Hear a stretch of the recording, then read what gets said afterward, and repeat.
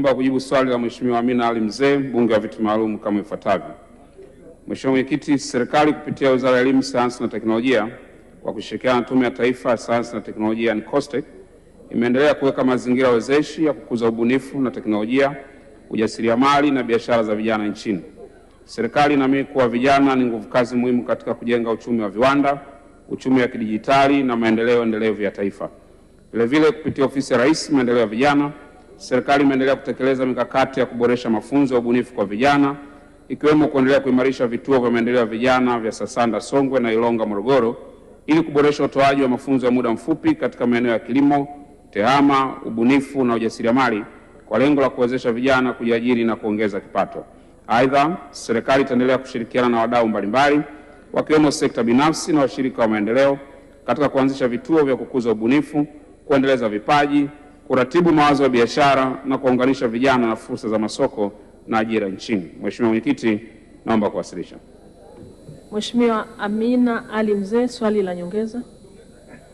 Asante Mheshimiwa Mwenyekiti, pamoja na majibu mazuri ya serikali, naomba kuuliza maswali mawili ya nyongeza. Je, serikali ina mkakati gani wa kuhakikisha mafunzo haya ya ubunifu yanafikia kila wilaya yote nchini na vijana wananufaika? Swali la pili, je, mafunzo haya ya ubunifu yanaendelea katika vituo vya maendeleo ya vijana?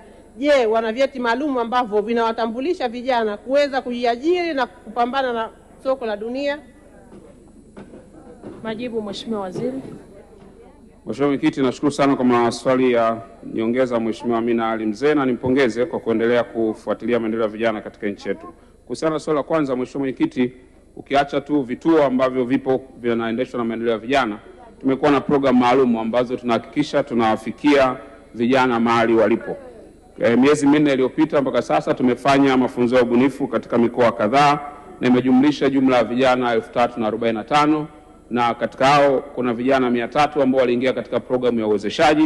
Na Mheshimiwa Mwenyekiti, nichukue nafasi hii kumpongeza kijana Juma Kasim kutoka wilaya ya Masasi ambaye pia alishinda katika ubunifu kwa kubuni mashine ya upandaji wa ufuta ambayo inamrahisishia mkulima kufupisha muda wake wa kutumia shambani. Na kupitia programu hizi tumefanya pia uwezeshaji mbalimbali wa mitaji ambao unawasaidia vijana hao pia kuendeleza mawazo yao. Lakini pia kupitia mafunzo ya ubunifu ambayo tumekuwa tukiyatoa, Mheshimiwa Mwenyekiti, ni kwamba tumeweka pia na ajenda zingine za kuwasaidia vijana zikiwemo ujasiriamali, shughuli zinazohusiana na maadili, lakini pia na nidhamu ya kazi, tukihakikisha kwamba vijana wanakuwa na maarifa yote yanayohitajika katika kuendesha biashara zao. Mheshimiwa Mwenyekiti, naomba kuwasilisha. Mheshimiwa Arif Premji, swali la nyongeza.